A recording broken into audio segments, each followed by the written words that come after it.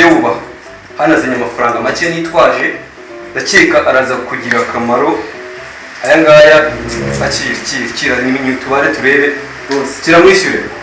Kiratubaye kuba wibeshye. Oya nagwaye 30 kamwishyure nta kibazo. Aya ngaya ariyo mfite n'urajyanga n'inyakure nyibageho. Ushobora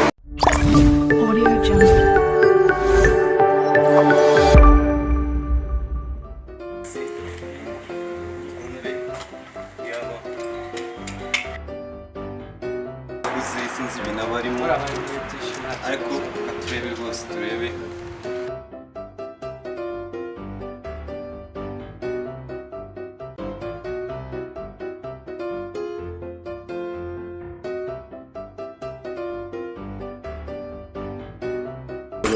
Ko Kadogo ibyo burimo ni ibikirwa. Kadogo niwe bambe siberewe. Ko Kadogo wambona nta gahunda. Mbese iyo nyereka bimeze kumwe uvuga nabi. Ntabwo mubwira nabi. Cyo nyereka turebe.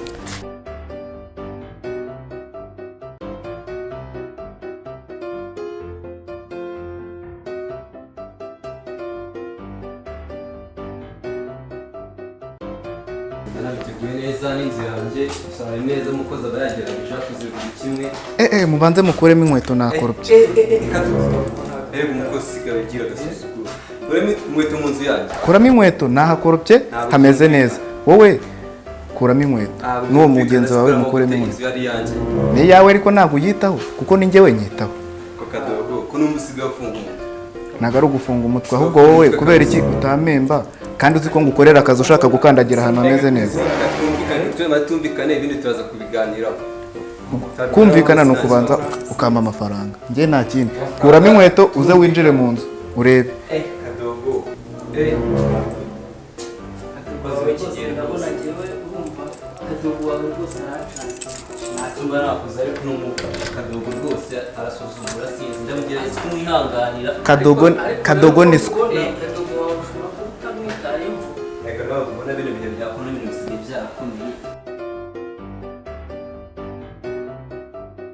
Ntacyo batakoze shabagerageje inzu yawe urabona ari nziza nawe ndabona biteka byayo ari nziza. Kadogo buri kanya Kadogo ubundi kucyo unyita Kadogo buri gihe utanamemba. Ubundi icyubahiro cyawe ufite nuko wamemba ariko byarakunaniye. Ahubwo ngewe ninjye ngiye kuzakwita Kadogo. Zanebe twicare ibindi babivugaho nyuma. Yasanga ufite umukozi byarananiye.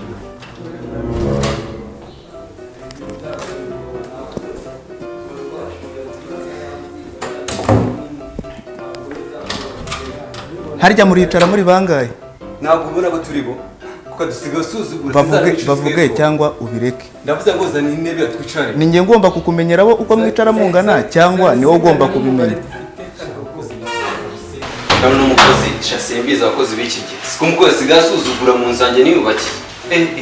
Ariko rero ushobora kuba Kadogo wawe utamwitaye kuko uko mbona gusuzugura birarenze rwose. Kadogo ntacyo mba namuhaye kabisa. Aha ntacyo namukoreye naho. Se Kadogo. Iyi ni intebe se narebe naguze. Ukatusha minisiga suzugura. Icara nuticara ubyibore ntabwo nakuza. Urasuzugura kabisa. Ahubwo se mugenzi wawe we muzanire. Muzanire na yicara. Kuzana tuvugana. Nzane ikintu managura abantu yicara. Kuramuna umukozi wanjye koko.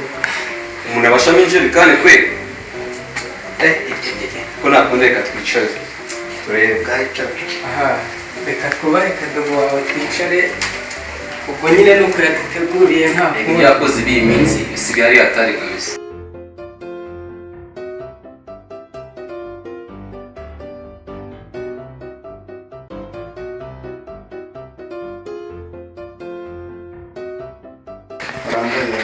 Harya Kadogo urimo amafaranga angahe?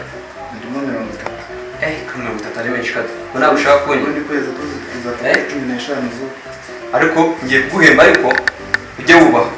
Hano azanye amafaranga make nitwaje, ndakeka araza kugira akamaro. Aya ngaya akira ni tubare turebe rwose. Kiramwishyure. Kiratubaye kuba wibeshye. Oya nagwaye 30 kamwishyure nta kibazo.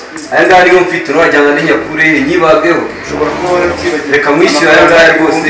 Wowe genda ngaya ikoreshe kura nirangira uzakwishyura. aho ukomeza ukora akazi neza amafaranga ni menshi kira taneza n'abakira rwose ngaho genda bose mu bihumbi 30 ndimo ukama ibiceri 300 ko Hello my people, it's your boy Gatogo. Mwikaze kuri usaba kwanda subscribe kuri Ed Creators Rwanda tugenda kuzaho ama free magia atandukanye. Please don't forget subscribe. Call me Gatogo.